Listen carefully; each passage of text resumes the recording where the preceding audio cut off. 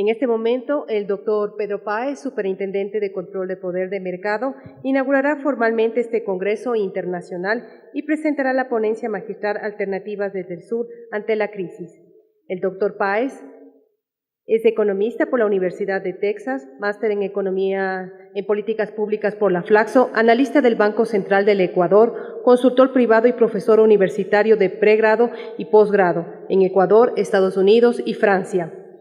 Fue ministro de Coordinación de Política Económica del Ecuador, presidente de la Comisión Técnica para el Diseño de la Nueva Arquitectura Financiera Regional, representante plenipotenciario del presidente de la República del Ecuador para temas económicos financieros, viceministro de Finanzas, miembro de la Comisión de Expertos de Naciones Unidas sobre la Crisis Financiera Global. Actualmente es miembro del Plan Fénix Internacional y del Consenso de Barcelona, entre otras organizaciones activistas e intelectuales.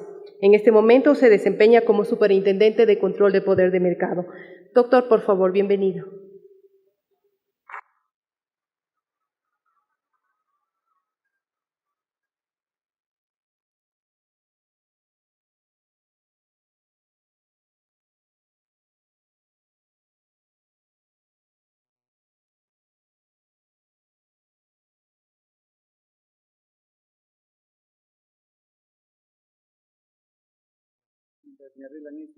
Agradecerles muchísimo a todos ustedes, dándoles la bienvenida. Estoy muy contento de poder estar acá con todos estos distinguidos invitados internacionales que nos acompañan, con todos los compañeros que han venido de las distintas provincias. Con este es el tercer Congreso Internacional de Economía que organiza la Superintendencia de Control del Poder de Mercado, pero con este ya hacemos 15 congresos internacionales con las distintas carreras, digamos, tratando de convocar a cada uno de los profesionales, de los grupos de estudiantes, de los grupos de investigadores, cada cual desde su vocación, desde su profesión, en esta posibilidad mayor de contribuir a la transformación del país. Y la convocatoria que hacemos hoy día es una convocatoria muy complicada porque implica un proceso de crítica y de autocrítica frente a fuerzas que nos superan. Estamos hablando de una crisis mundial, de una crisis sistémica, y la discusión que tenemos adelante, el desafío que enfrentamos es ¿qué hacer? ¿Qué hacer desde un pequeño país en la periferia? ¿Qué hacer desde un pequeño país ante la fuerza, la vorágine formidable de grupos financieros que, como muy bien mencionaba Blanquita en su intervención, tienen una capacidad de fagocitar al mundo entero, de generar instituciones a su medida a nivel mundial y que en los pocos últimos años han ido transformándose. Tito daba algunas referencias respecto al cambio estructural, no solamente en el funcionamiento de los monopolios, sino también en cómo esos monopolios habían transformado el funcionamiento del mercado para acoplarlo a las nuevas posibilidades de la producción global. En esta paradoja del sistema, que es precisamente el origen de la actual crisis estructural, que a diferencia de las crisis arcaicas no es una crisis de escasez, es una crisis de abundancia. El capitalismo es prisionero de su propio éxito por esa capacidad gigantesca de inundar el mercado con productos, con mercancías demasiado baratas para las tasas de ganancia que exige. Y como bien mencionaba Tito, la velocidad de la innovación es tan fuerte que ni siquiera, no solamente que nosotros alcanzamos a entender cómo funciona el anterior teléfono celular, que ya viene un nuevo modelo, sino que los costos hundidos de la inversión que se requirieron para el anterior modelo no acaban de ser amortizados, que ya se vuelven obsoletos por la introducción de nueva tecnología. Entonces genera una serie de absurdos, una serie de fenómenos muy difíciles de admitir, muy difíciles de aceptar en la razón, y que sobre todo para los economistas nos resulta particularmente obtusos porque nada de esto se estudia en los libros de economía. Yo creo que es muy importante el esfuerzo que están haciendo todos ustedes, nuestros compañeros, nuestros distinguidos invitados que vienen de distintas partes del mundo, pero también todos ustedes, compañeros que vienen desde las provincias, desde las distintas facultades, compañeros de las organizaciones populares que nos acompañan, las autoridades que han tenido la gentileza de acompañarnos con su presencia, de honrarnos con su presencia acá, porque los temas que estamos tratando en sí mismos son subversivos.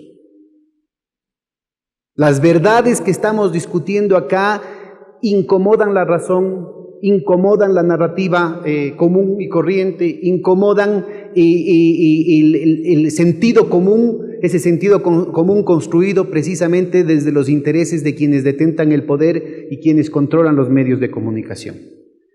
Hoy día, decía Isabel en la presentación de este evento, con esto son 15 congresos internacionales, pero también son 88, creo que ya llegamos a los eventos internacionales en general que hemos hecho, convocando a los distintos sectores, tratando tema por tema, tratando infracción por infracción, si ustedes quieren, para ir barriendo y generando una conciencia ciudadana respecto a las tareas que se deben hacer, pero al mismo tiempo para hacer que esa conciencia se transforme en hechos.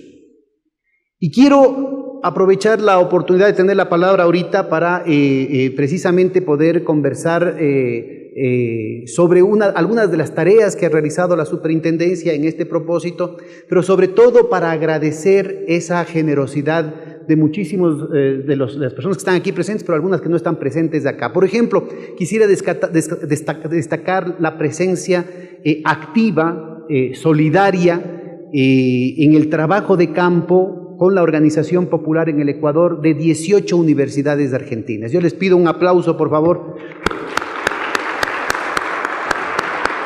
Algunos de ustedes están aquí presentes precisamente representando esas universidades, pero otras universidades no han podido hacerlo. Y lo han hecho en el medio de un proceso de dramáticos recortes presupuestarios que han dejado inclusive a algunos de los profesores e investigadores que iniciaron en este proceso de solidaridad con el trabajo que está haciendo la superintendencia en el campo, en la organización de base aquí en el Ecuador, les han dejado fuera de trabajo, les han dejado sin proyectos.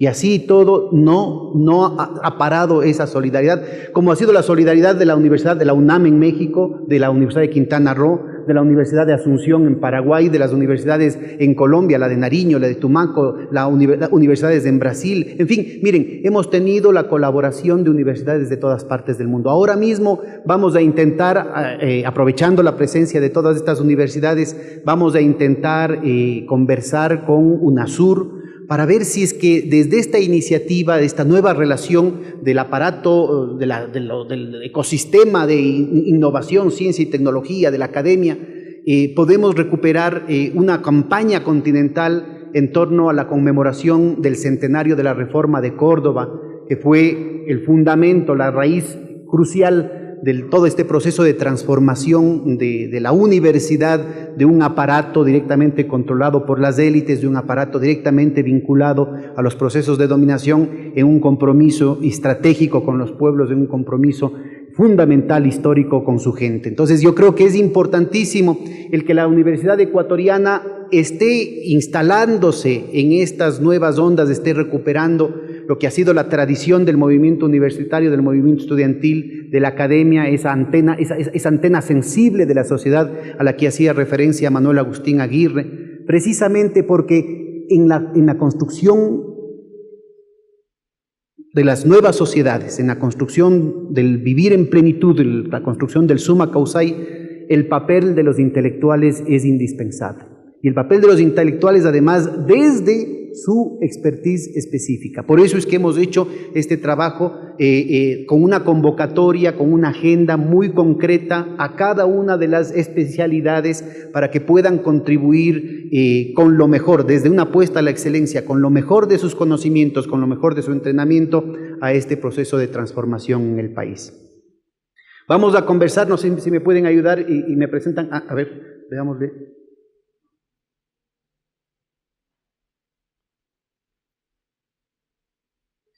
Me hicieron un token porque no encuentro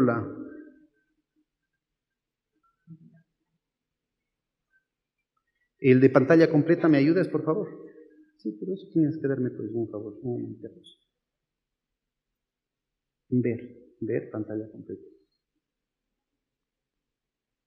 Bueno, muy importante entonces entender en el marco de la crisis estructural del sistema, entender las nuevas necesidades y las nuevas posibilidades de lo que la periferia, el sur, puede hacer. Cómo transformar un mundo que está inmerso en una vorágine de tremenda acumulación, de tremenda concentración del poder económico y político, ¿no?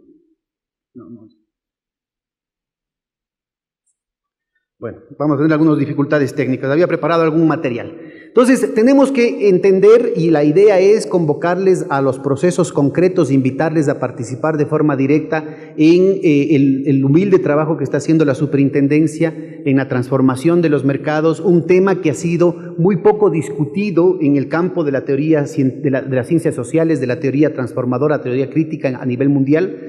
En general, izquierdas y derechas han estado enfocando sus tareas en torno a la disputa del aparato y de la presencia del Estado.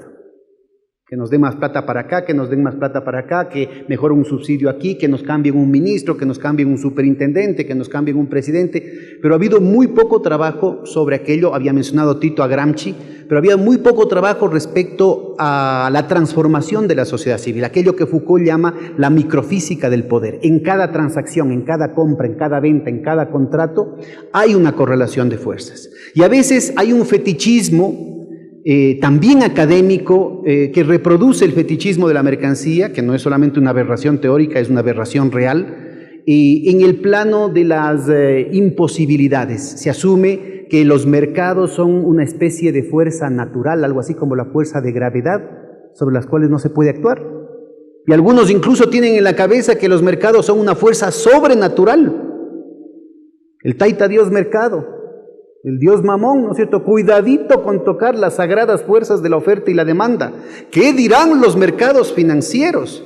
Es más, parte de lo que está pasando en América Latina, de esta restauración conservadora, se apoya en esa ideología automática, en esa exudación espontánea del propio proceso mercantil, del propio proceso capitalista, que nos hace sentir culpables cuando estamos yendo contracorriente en contra de las sagradas fuerzas de la oferta y la demanda. Es más, muchos de los beneficiarios de las transformaciones políticas de la última década y pico a veces terminan siendo, ¿no es cierto?, los principales críticos, terminan siendo sus sepultureros por esa alucinación que genera la lógica del mercado.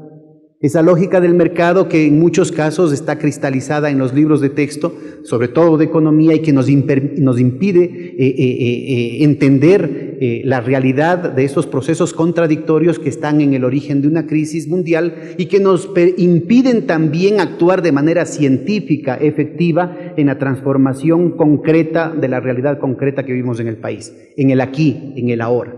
Por eso es que este Congreso está diseñado, desde estas plenarias hasta las mesas de trabajo, a definir una agenda de colaboración conjunto con las universidades, con las organizaciones populares, con la sociedad civil organizada, con nuestros amigos, los expertos internacionales que nos han venido acompañando a lo largo de estos 4 años para ver cómo podemos mejorar nuestro trabajo. Miren, nosotros partimos de una legislación que se inicia en los Estados Unidos. Bien mencionaba Tito algo al respecto en torno al tema de la segunda gran revolución industrial, con un umbral de inversión gigantesco ligado a la tecnología de los altos hornos, ligado a la tecnología de las grandes maquinarias, directamente vinculada a la necesidad de la concentración de capitales. De hecho, sociedades capitalistas de esa época no podían competir con los niveles de concentración de capital que se requerían para hacer esas inversiones.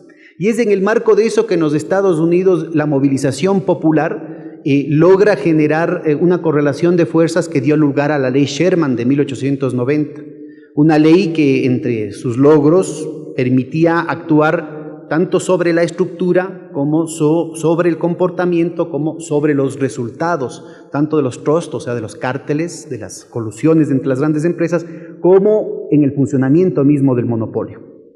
Fruto de eso, por ejemplo, en 1911, en Estados Unidos se logró separar, dividir la empresa de los señores Rockefeller, la Standard Oil, en 37 empresas.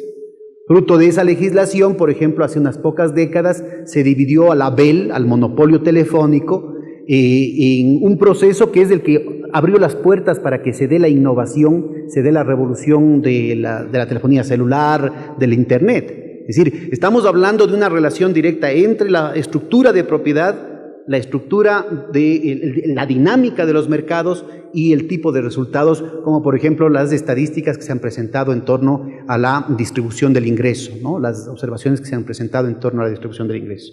En la presentación de Blanquita se definía un periodo en el que precisamente se había distorsionado y se habían sepultado las intenciones de esa ley. Y lo menciono porque ese riesgo está permanentemente presente también en la legislación antimonopolio en países como el Ecuador y en otras partes del mundo. Imagínense que en Estados Unidos, ya con la tradición que a raíz de la manumisión de los esclavos por parte de Lincoln, las empresas norteamericanas hicieron una interpretación antojadiza con el soporte de la Corte de Suprema de Justicia de los Estados Unidos, y aquello que era en principio la obligación de todos los estados, una obligación constitucional de todos los estados de respetar los derechos de las personas para eliminar la esclavitud, fue interpretada como la imposibilidad de los estados para frenar los derechos de las personas jurídicas. Preste atención a eso. Por tanto, las corporaciones, personas jurídicas, podrían hacer lo que les daba la gana.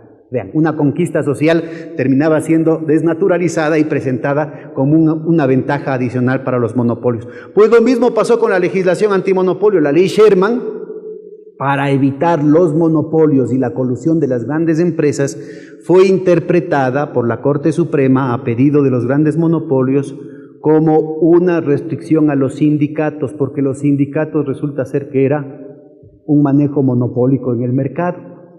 Entonces se necesitó la ley Clayton de 1914 y, como bien mencionaba Blanquita en su presentación, ¿no es cierto?, estuvo directamente vinculado con la formación del cártel bancario que dominó la política norteamericana hasta que el New Deal, bajo Franklin Delano Roosevelt, en el marco de una gran movilización social, empezó a contraponer esa situación en un proceso que dio lugar a los años dorados del capitalismo, ¿no? Los mayores tasas de crecimiento, las mayores tasas de ganancia, directamente vinculado al control de los monopolios y a un proceso gigantesco de redistribución del ingreso. Vean ustedes las paradojas.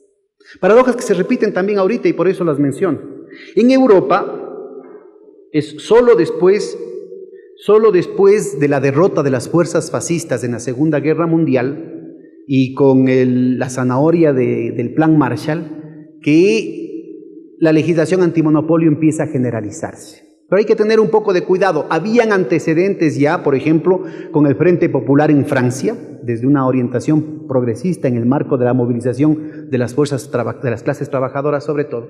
Pero el fascismo, en su definición más clara, la de Mussolini, la fusión de las grandes corporaciones con el Estado, la relación carnal de las grandes corporaciones con el Estado, había terminado, sea directamente o indirectamente, con esa posibilidad, favoreciendo con toda la violencia física inclusive de la desaparición de los derechos cívicos, civiles, ¿no es cierto?, en una situación en la que prácticamente podían hacer lo que les daba la gana.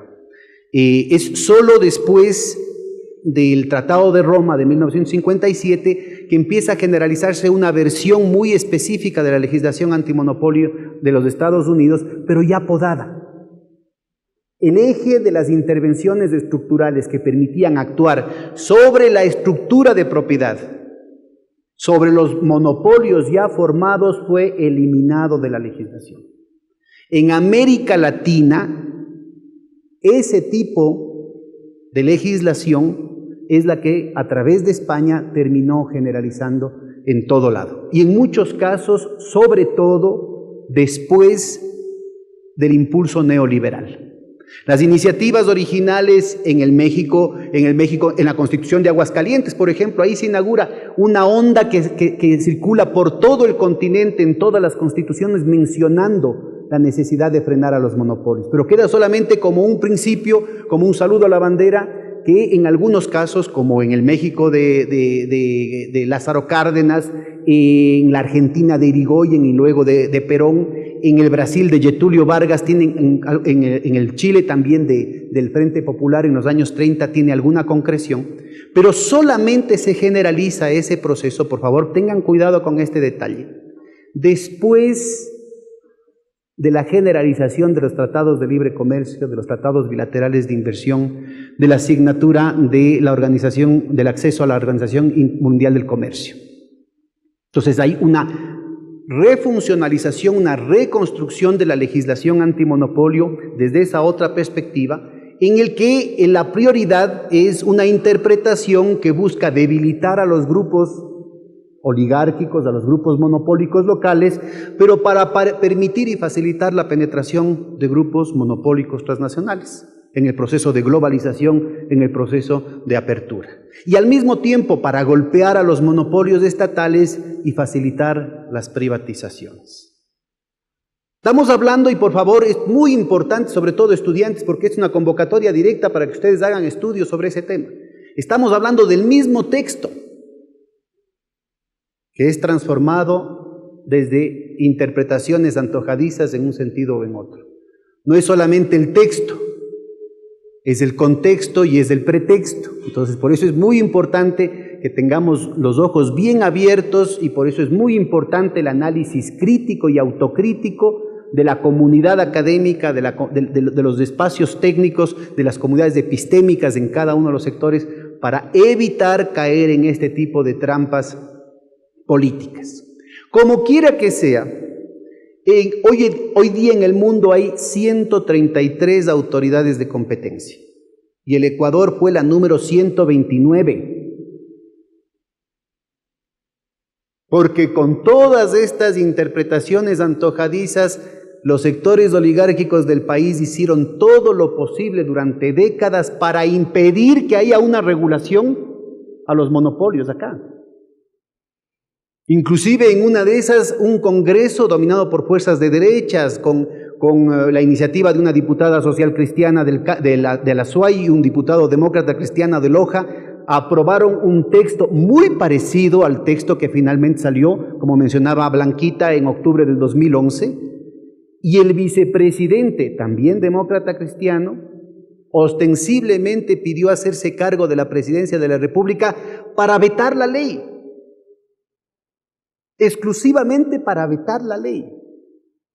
Y cualquier intento de tener una legislación antimonopolio inmediatamente tuvo el unánime, masivo rechazo por parte de los medios de comunicación, también vinculados a los monopolios.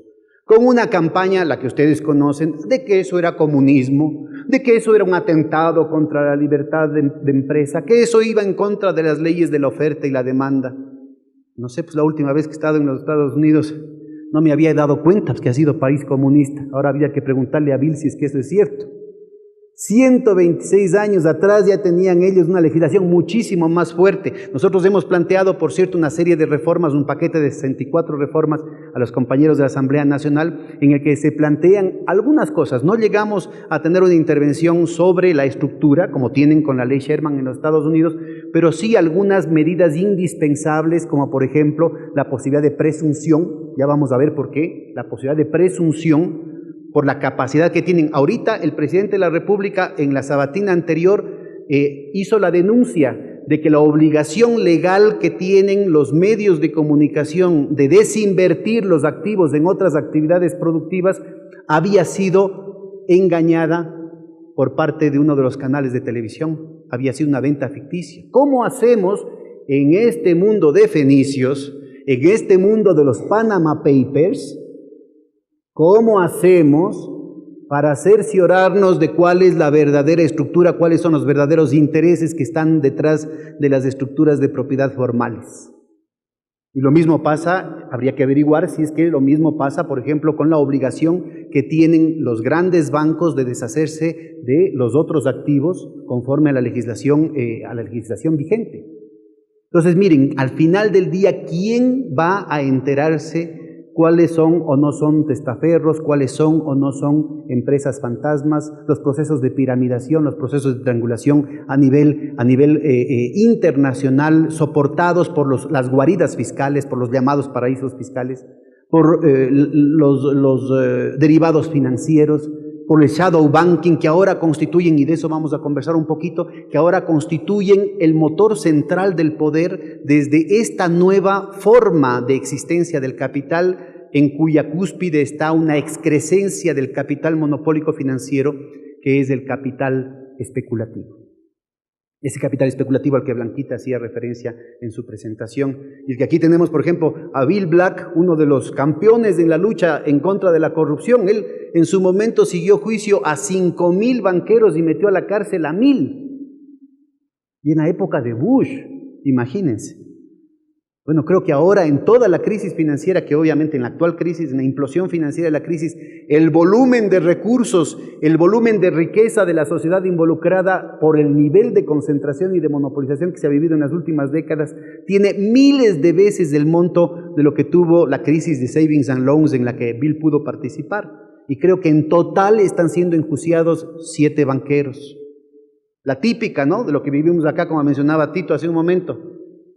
Bancos quebrados y banqueros multimillonarios en Miami. Entonces tenemos que ser muy autocríticos, compañeros, porque aquí en el Ecuador, con todos los esfuerzos que se han hecho, todavía nos falta mucho para poder tener una acción efectiva, pero no es poco lo que se ha logrado.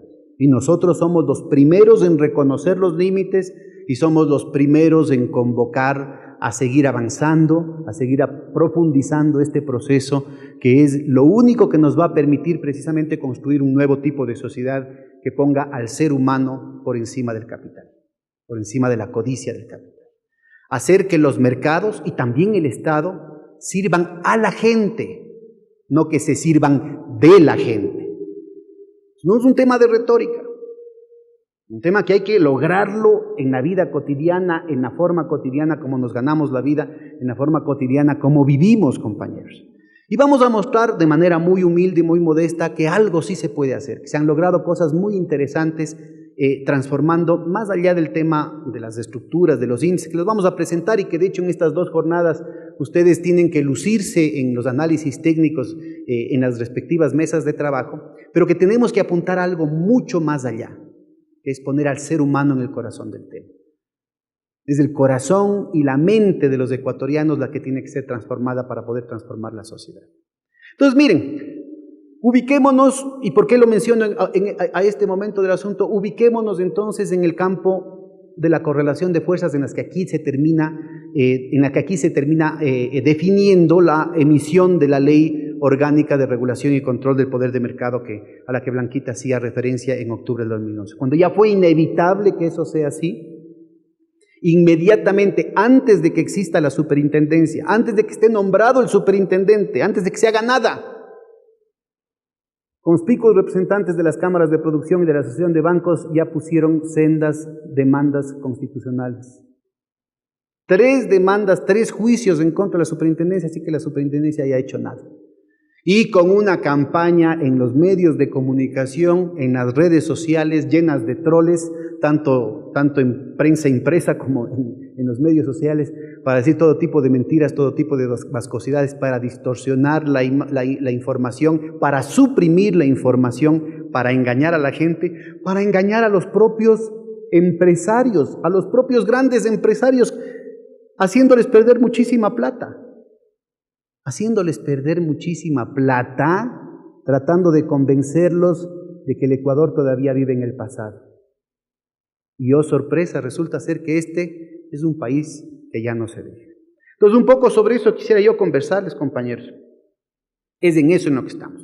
Como bien había mencionado Blanquita en su presentación, el artículo 1 del mandato que tenemos dice que nuestro propósito es evitar, por favor, es muy importante el orden, evitar, prevenir, corregir, eliminar y solo en última instancia sancionar los abusos del poder de mercado, los acuerdos restrictivos, las prácticas desleales y las concentraciones mayores, ¿no es cierto? Entonces, esto es muy importante en el marco de todo el mandato constitucional de la transparencia y la eficiencia de los mercados, fomentar la competencia y el comercio justo, el bienestar de los consumidores y usuarios y generar el establecimiento y a contribuir al establecimiento de un sistema económico, social, solidario y sustentable.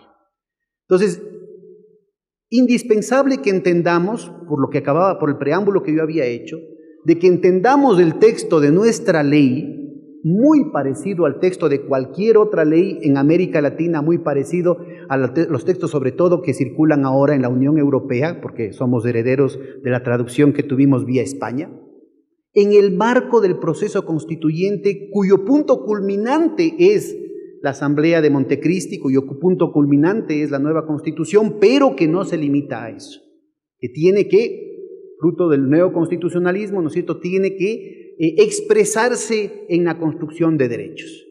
Y lo diríamos nosotros de manera más explícita: toda construcción unilateral es insostenible. Esa construcción de derechos tiene que estar directamente vinculada al asumir responsabilidades, compañeros. De ahí la importancia de congresos como este. Es asumir un compromiso para continuar en la transformación del país, reconociendo dónde están las limitaciones y viendo qué podemos hacer cada uno de nosotros. No olvidémonos de esa visión de que es el papito Estado el que va a resolver las cosas.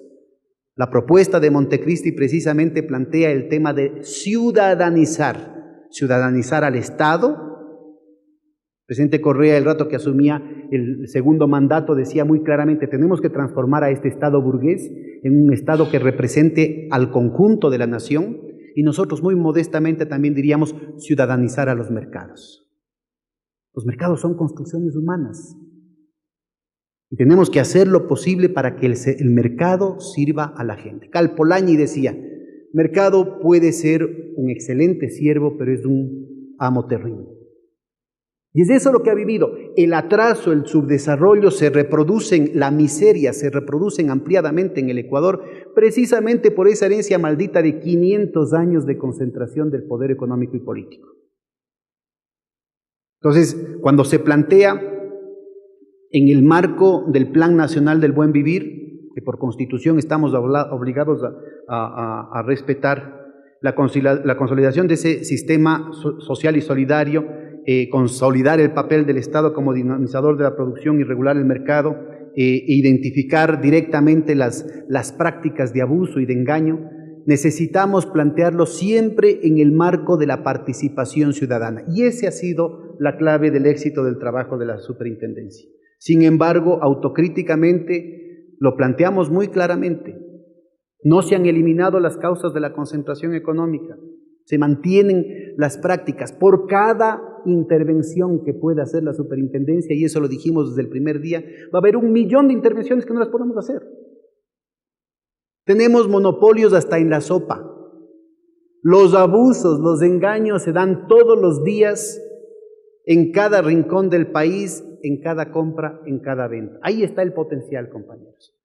Pero se ha avanzado muchísimo y de eso vamos a conversar con detalle y de eso vamos a discutir en las mesas de trabajo para ver cómo podemos hacer para lograr un barrido en todos los mercados que nos permitan transformar eso. Tenemos un problema que se sigue exacerbando precisamente por la lógica sistémica. Nosotros somos un pequeño país en la periferia y lo que podamos hacer es muy significativo, pero tiene que ser entendido en una perspectiva global. Actuar y pensar localmente, actuar y pensar también con una perspectiva global. Bueno, no voy a entrar en mayores detalles, es una historia que se ha ido reproduciendo a lo largo del tiempo. Más monopolios significan estrategias basadas en el aumento de los precios y no el aumento de las cantidades, incluso dentro de la propia perspectiva capitalista. La presencia instalada de los monopolios en las fuerzas productivas fundamentales, empezando históricamente en la tierra, luego en el comercio, la cuestión de la intermediación, luego en la usura, en la banca, han estado en el corazón de la reproducción ampliada del subdesarrollo y del atraso. Más monopolios son más precios. Es el privilegio de una estrategia sobre la base del aumento de los precios y no el aumento de las cantidades. Entonces, inclusive esa nueva tendencia del capitalismo, fruto de este lastre histórico que tenemos, esa nueva tendencia del capitalismo de la creación de deseos, no de necesidades, de la creación artificial de deseos para estimular nuevamente mercados saturados, aquí encuentra una contradicción de una élite, de una minoría que está con los patrones de consumo del norte y una gran mayoría que a duras penas está recién cumpliendo con sus necesidades básicas. Entonces esa dicotomía plantea una distorsión brutal en los mercados que favorece la reproducción también de esos monopolios que lucran de manera espuria sobre la falta de oportunidades de la gente, sobre la angustia de la gente, sobre las limitaciones de la gente, con muy poca perspectiva en torno a la difusión de los beneficios del progreso técnico, con muy poca perspectiva en torno a la generación de mecanismos endógenos de crecimiento, por ejemplo, a través de la redistribución del ingreso, en torno a la endogenización de la prosperidad, en torno a la endogenización del crecimiento. Como bien mencionaba Tito en su presentación, ¿no es cierto?, muchísimos de los empresarios todavía no se dan cuenta de que no es un problema ideológico. No se pueden hacer ganancias si no se tienen mercados, y no se pueden tener mercados si no hay ingresos. Ellos pretenderían que bajar al mínimo los costos salariales, bajar al mínimo los gastos en la naturaleza, desfalcar a la fuerza de trabajo, desfalcar a la naturaleza para poder exportar con los mejores precios a los mercados internacionales. Eso significa una situación absolutamente insostenible para los pueblos. Ese ha sido precisamente el lastre que ha mantenido a América Latina en la miseria, en una posición inclusive en la División Internacional del Trabajo tremendamente desfavorable. Así es que la construcción de una sociedad diferente pasa por la transformación de la lógica de los mercados, pasa por la doma de esas prácticas monopólicas, y esa es una condición indispensable para la superación de las condiciones del atraso, por la superación de las condiciones estructurales de nuestro lugar, de nuestro sitio en la División Internacional del Trabajo, en los sistemas de explotación, en los sistemas de acumulación a escala mundial. América Latina ha tenido muchísimas dificultades en ese sentido, no vamos a entrar en los detalles, ahí tienen una cantidad de información. Quiero simplemente mostrarles qué es lo que pasa en América Latina, en el Ecuador de manera muy específica, con el rol que tienen las transnacionales en este proceso y con ese molino indetenible de soberanías que implica el nuevo ordenamiento institucional internacional con los tratados de libre comercio, los tratados bilaterales de inversiones, la adhesión a la Organización Mundial del Comercio y los nuevos vientos con el Transatlantic, el Transpacific, el TISA, en fin, una cantidad, una sopa de letras, ¿no es cierto?, que tenemos acechando sobre las posibilidades que tienen nuestros países para fundar las condiciones del desarrollo.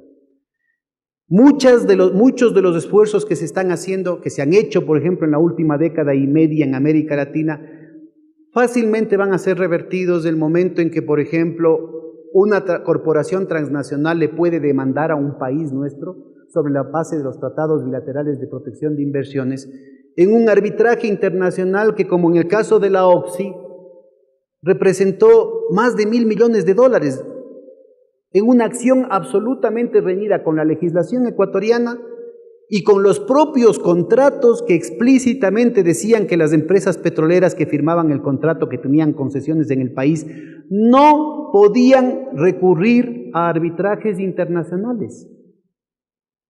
Y cuando habían 29 causales de caducidad perfectamente definidos, con violaciones patentes, con violaciones contundentes por parte de esa transnacional. Y sin embargo, nada de eso importó, a pesar de que uno de los árbitros se había negado, indignado, siquiera a tratar el caso. Al final, Ecuador tuvo que pagar más de $1.000 millones en el medio de estamos hablando más del 1% del Producto Interno Bruto, en medio de la brutal caída de los precios del petróleo, en medio de la recesión internacional. Una de las causales precisamente tiene que ver con lo que después sería la legislación de competencia aquí en el Ecuador y en cualquier parte del mundo. La obligación de una empresa de notificar el cambio de manos, el cambio de propiedad, solo notificar el cambio de propiedad en su debido momento. ¿De qué sirve tener una legislación de este tipo? Ahora, por ejemplo, el esfuerzo que está haciendo Paraguay, me acaban de invitar a Guatemala, que también están haciendo un esfuerzo por tener una normativa interna de control a los monopolios. ¿De qué sirve si el terreno de juego está ladeado, está sesgado en contra de las empresas nacionales, porque una empresa transnacional puede inmediatamente recurrir a un tribunal de arbitraje y hacer tabla rasa de cualquier legislación, de cualquier normativa nacional. Ya ni siquiera hacen falta hacer las invasiones a las que estaban acostumbrados los países imperiales antes con las cañoneras. A través de 3 fulanos decidiendo a puerta cerrada, sin necesidad, sin ninguna obligación de argumentar jurídicamente su fallo y sin ninguna consecuencia procesal, es decir, que los fallos de los árbitros no tienen ninguna consecuencia como precedente en términos de jurisprudencia, sobre todo en la legislación anglosajona, pueden hacer de manera impune lo que les da la gana. Y de hecho, América Latina, los países del sur han sido víctimas de ese tipo de cuestiones. Más grave aún cuando ahora se están reviviendo los temas que habían sido sepultados inclusive por los grandes países, la propia Unión Europea, en las negociaciones de la ronda de Doha, los llamados temas de Singapur, que plantean cosas tan alucinantes como esta. Por favor, siéntense bien, compañeros, sobre todo en la parte de arriba que están un poquito más empinados, porque se van a caer del asiento.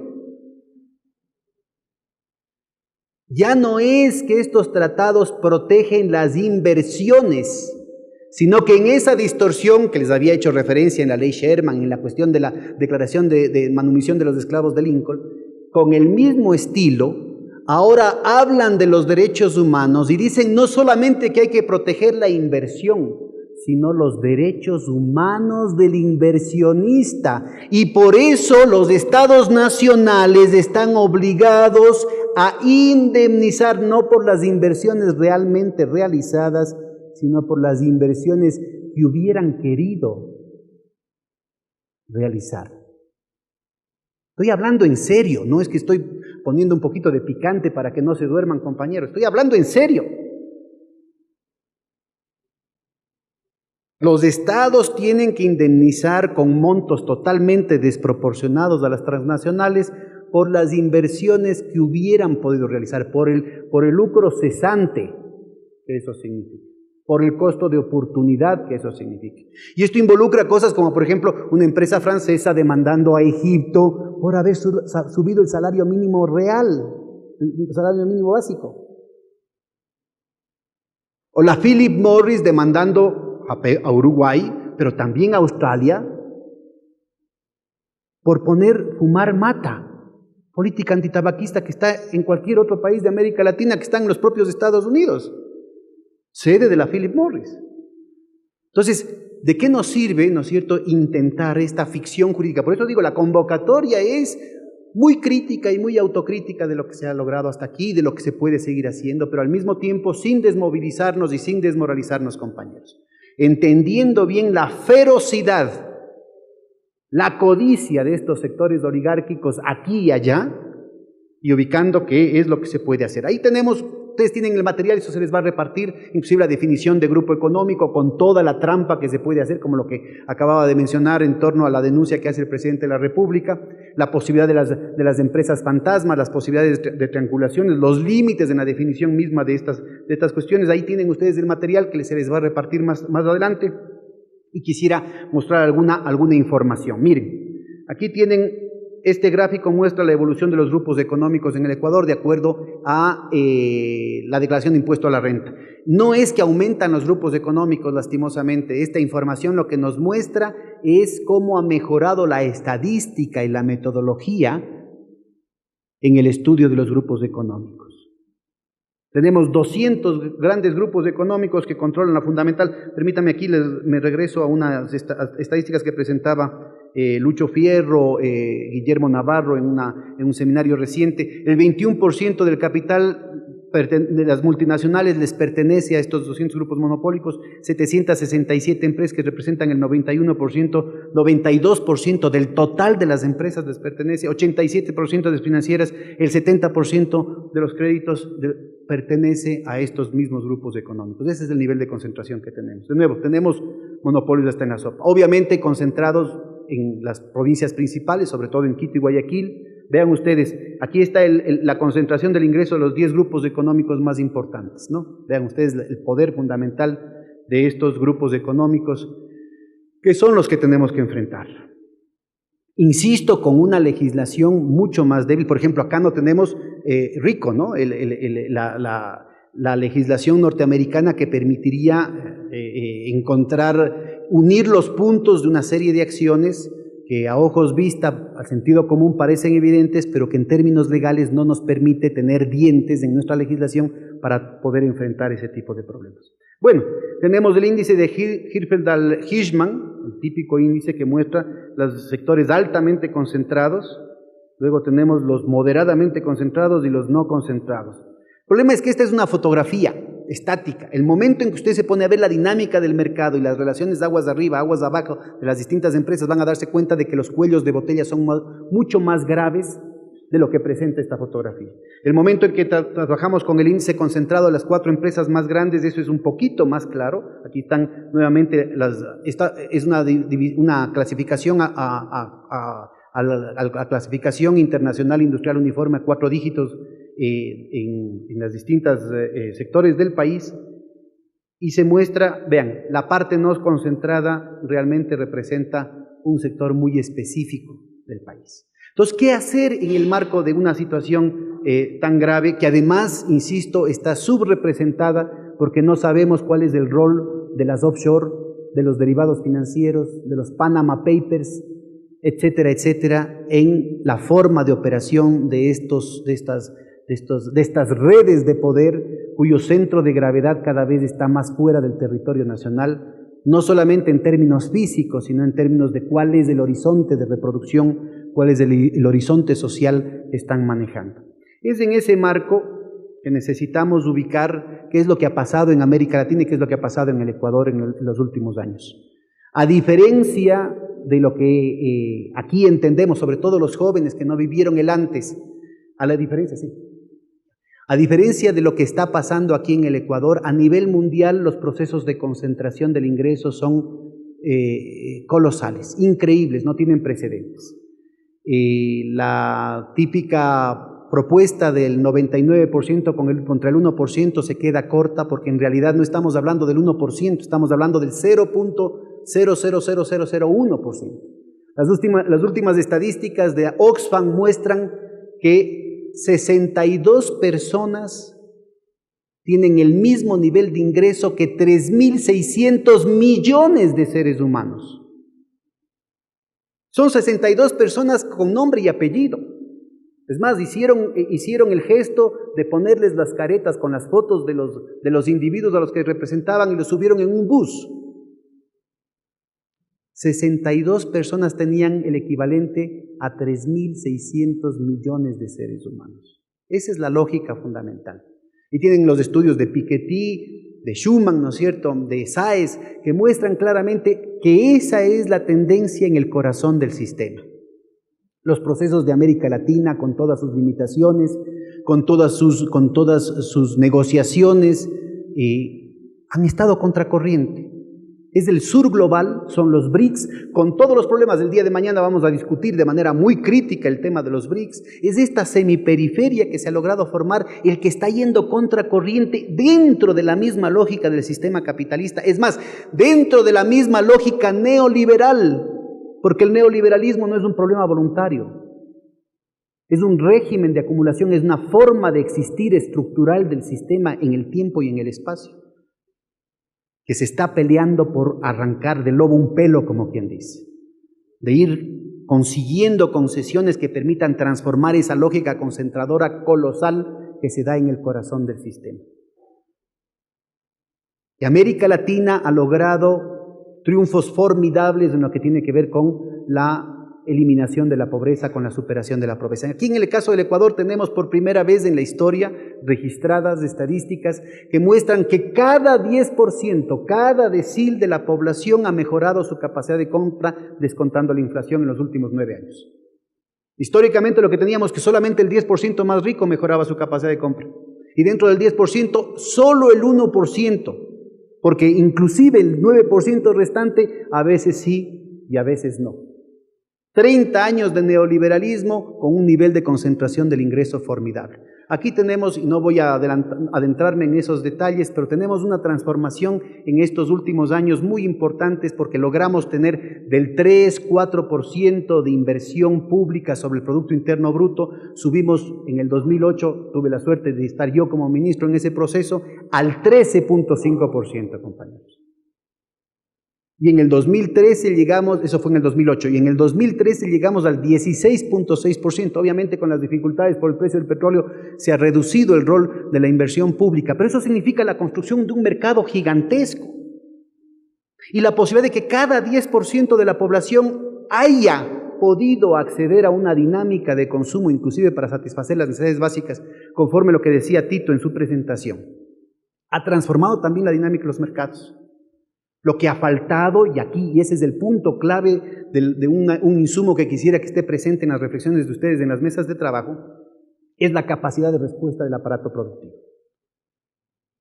Una parte muy importante de esa nueva capacidad de compra, de esa demanda efectiva, tanto en la inversión pública como en la inversión privada, como en la redistribución del ingreso sin precedentes que se ha dado aquí en el país, se ha ido a importaciones.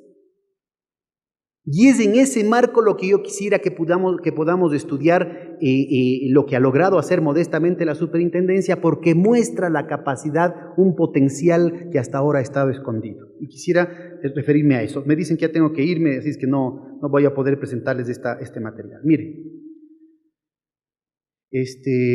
empecemos desde aquí y nos regresamos. Quisiera empezar con el Manual de Buenas Prácticas Comerciales para los Supermercados.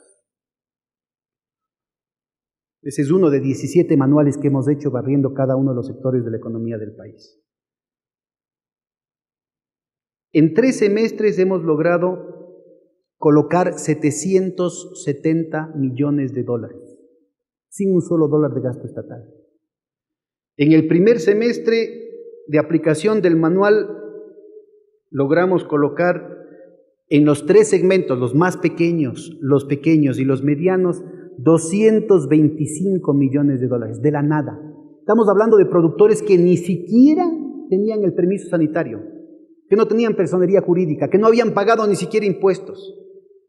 Hicimos 229 asambleas productivas, cantón por cantón, provincia por provincia. Muchos de nuestros amigos de las universidades argentinas participaron en la capacitación de esos pequeños productores que ni siquiera soñaban con la posibilidad de negociar con los supermercados. Ferias ciudadanas, mesas de trabajo, rondas de negocios. Y la capacidad de respuesta del país, de la noche a la mañana, colocamos 225 millones de dólares. En los 3 semestres hemos logrado productores que, insisto, no tenían ninguna preparación para este tema, lograron colocar 770 millones de dólares. 15% de las fechas. Miren, en total, para que vean ustedes, no solamente que se logró transformar la capacidad de respuesta del productor, sino que también se transformó la mentalidad del consumidor.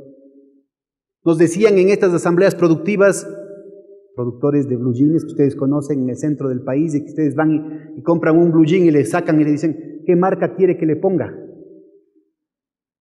Nos decían ellos que se veían obligados a falsificar la etiqueta para ponerle por lo menos Made in Colombia para que le compren en el Ecuador. Entonces no solamente es la plata, es ese sentido de autoestima, el darnos cuenta de que sí podemos y de que sí valemos, compañeros. Ya está el caldo de patas, y está la guatita, y está el hornado, y está la fritada, y está el chicharrón, y está la yaca, y está la humita, y el encebollado, y el ceviche en las perchas del supermercado.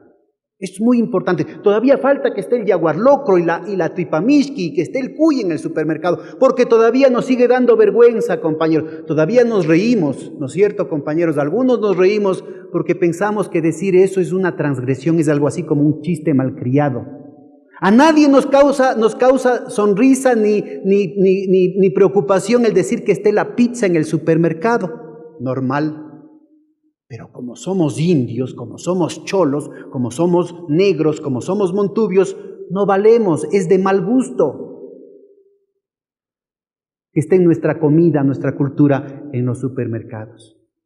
Entonces vean, este es un esfuerzo de transformación económica, pero también es un esfuerzo de transformar el corazón y la mente de los ecuatorianos, de sacarnos de adentro ese veneno que nos han puesto por generaciones, bombardeándonos con complejos de inferioridad, diciendo que no valemos. Cosa que nos vemos cada día en el espejo, ¿no es cierto? ¿Cómo vamos a ver el futuro si nos vemos cada día en el espejo y cuando no vemos al Brad Pitt o a la Angelina Jolie nos sentimos basura? De eso es de lo que estamos hablando, compañeros. Y entonces es el 15% que ahora los comités de usuarios pueden, y usted también, sin comité de usuario, con la cinta métrica, ir a ver que estén en las perchas de los supermercados, en todo el recorrido del supermercado, las anaqueles de la altura de la vista, por encima de la cabeza, a nivel de la cintura, a nivel de los pies. Y no solamente los grandes supermercados, también de los medianos, y también de las cadenas de farmacias. Y también en las compras públicas, el espacio que tiene el pequeño productor, el mediano productor, la comunidad indígena, el autoempleado. Lógicas productivas que no son las lógicas del capital, que no responden al criterio de eficiencia del capital, que pone en primer lugar a la gente, a la familia, a la comunidad. Pero es también el 20% del espacio de las refrigeradoras de la Coca-Cola, de la Pepsi-Cola, de la Wittig, de la Tropical, de todas las gaseosas y ahora también de las cervezas. Y si con todos estos esfuerzos, que en realidad, insisto, es sacar del lobo un pelo, no es suficiente, bueno, los mercados tradicionales los hemos heredado ya con un posicionamiento profundo de las grandes empresas, generando cuellos de botella y haciendo que impere no la ley de la oferta y la demanda, sino la ley del come solito, la ley del embudo, la parte ancha para ellos, la parte angosta para el resto, compañeros. Entonces apuntémosles a los nuevos mercados, lo que decía Tito y lo que decía Blanquita en sus intervenciones, ¿no es cierto? Los nuevos mercados, las nuevas tecnologías. Estamos por eso creando Supertienda Ecuador, estamos por eso creando esta nueva posibilidad de apuntarle al Internet de las cosas, al dinero electrónico, con una cantidad de instrumentos financieros y no financieros que ni siquiera las grandes empresas tienen ahorita acceso y que permiten reducir los costos, reducir los riesgos, mejorar la capacidad de gestión, mejorar la capacidad de hacer alianzas estratégicas, de contactar proveedores, de armar tejido productivo a nivel de la economía popular y solidaria. Estos temas están revolucionando no solamente la cultura del consumidor, una revolución silenciosa fundamental, no solamente que está cambiando la actitud del consumidor, que ahora sí reclama, que ahora sí no se deja engañar, como hemos logrado tumbar el tema de la venta de productos caducados, como hemos logrado tumbar el tema de mentiras como de los productos light, como el asunto de los transgénicos, sino también la cultura del productor, el derecho a mostrar que sí podemos, el derecho que tenemos a mostrar que sí valemos, el derecho que tenemos a nuestra diferencia, a ser diferentes, a poder actuar con nuestras propias prioridades, con nuestras propias lógicas, y no en la perspectiva de que la economía popular y solidaria está en el neolítico, sino apuntarle a una nueva relación con el ecosistema de innovación, ciencia y tecnología, una innovación inclusiva, full tecnología. Y ahí tenemos la Federación Ecuatoriana de Indios, compañeros, tan central en la lucha por la democracia, por la justicia social, en contra del racismo en el siglo XX, inclusive antes de fundarse. Ahora, además de eso, está discutiendo con otras organizaciones campesinas, la FENOCIN, la FENACLE, la Coordinadora Campesina Eloy Alfaro, están discutiendo el mejoramiento genético de cuyes, de gallinas, chanchos, chivos, borregos, vacas. Tenemos a esos productores de textiles, a los productores de curtiembre discutiendo mecanismos de nanotecnología para reducir el impacto ambiental, el impacto en la salud que esas producciones contaminantes solían tener. Bueno, todavía las tienen, estamos en ese proceso. Estamos promoviendo que los productores afro, los productores negros de esmeraldas puedan poner sus marimbas para estas próximas Navidades. Muy bien que compitan con los de Fisher Price y que en lugar de estar con los primeros pininos en música sea el Jingle Bells, cantemos el Dulce Jesús Mío, pues compañeros, ¿cuál es el problema? Una marimba hecha de chonta, ¿no es cierto? Hecho con la cultura, con todo ese cariño, con todo ese ritmo de los esmeraldeños. Y a pegarnos un cafecito con unas hallacas, con unos dulces de Rocafuerte, con unas humitas, ¿no es cierto?, de Loja, con un chivo al hueco de Zumba, de Zapotillo. ¿Por qué no, compañeros? A través de la Supertienda Ecuador.